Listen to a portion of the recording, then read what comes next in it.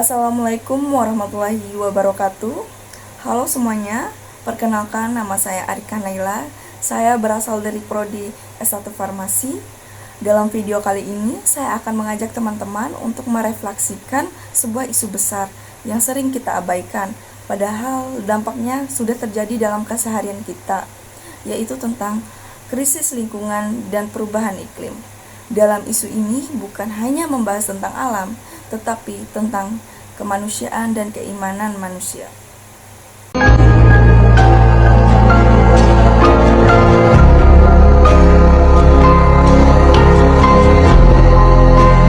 Waspada cuaca panas ekstrem. Krisis lingkungan dan perubahan iklim ini semakin nyata.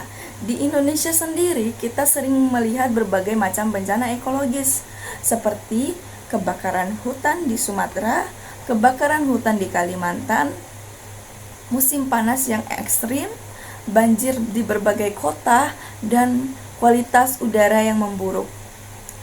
Sehingga menurut para ahli, ini terjadi karena akibat aktivitas manusia itu sendiri, seperti deforestasi, limbah industri, sampah plastik, dan penggunaan energi yang tak terkendali, sehingga dampaknya masyarakat kecil kehilangan tempat tinggal, gagal panen sehingga meningkatkan angka kemiskinan dan terganggunya kesehatan masyarakat. Maka pertanyaannya, kita sebagai seorang muslim, bagaimana posisi kita dalam menyikapi krisis ini?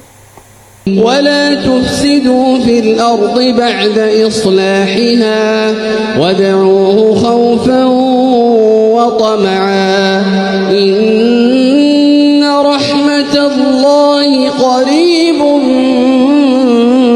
من المحسنين. Islam sendiri hadir sebagai rahmatan lil alamin, rahmat bagi seluruh alam semesta, bukan hanya untuk manusia, tetapi untuk tumbuhan, hewan, dan bumi itu sendiri. Allah berfirman pada surat Al-A'raf ayat 56 yang berbunyi, A'udzubillahi minasyaitonirrajim, Bismillahirrahmanirrahim, wala tufsidu fil ardi islahiha wada'uhu khawfa tama'a inna rahmatan lillah kathibum minal muhsinin, yang artinya, dan janganlah kamu berbuat kerusakan di bumi yang sudah dibuat dengan baik, berdoalah dengan penuh rasa takut dan rasa harap, sesungguhnya rahmat Allah berada dekat dengan orang yang berbuat baik. Pada ayat ini menjelaskan bahwa merusak alam adalah merusak nilai moral dan nilai spiritual. Ketika manusia membuat kebakaran hutan, membuang sampah sembarangan, dan mengeksploitasi alam secara berlebihan, itu bukan hanya sekedar kesalahan sosial, tetapi sudah memasuki pelanggaran amanah. Nabi Muhammad SAW mengingatkan kita pada hadis, bumi itu hijau dan indah dan kamu dijadikan sebagai khalifah, di mana khalifah ini yang berarti sebagai penjaga, pengelola, bukan perusak. Nilai tauhid yang mengajarkan bahwa ciptaan ini berasal dari Allah, yang artinya kita menghormati alam sama saja dengan menghormati sang penciptanya. Jika kita melihat krisis lingkungan ini seperti udara kotor, sungai tercemar, hutan yang hilang, harusnya hati kita tergerak karena kerusakan ini bentuk ketidakadilan terhadap sesama makhluk Allah.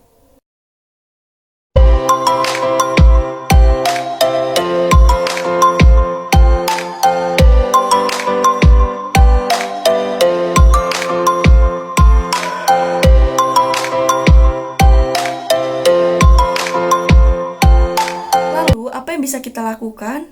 Yang pertama, di level individu, hal-hal kecil seperti mengurangi penggunaan plastik, buang sampah pada tempatnya, hemat energi listrik, dan menggunakan alat transportasi yang ramah lingkungan.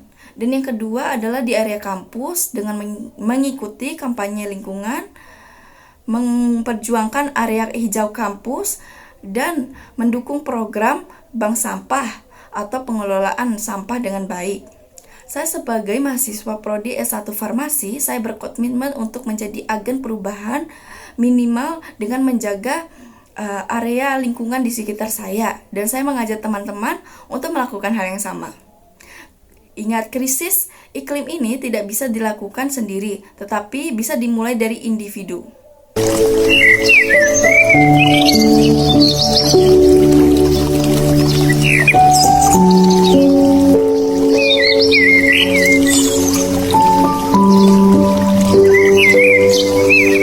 Pada akhirnya, krisis lingkungan adalah ujian bagi keimanan dan kepedulian kita.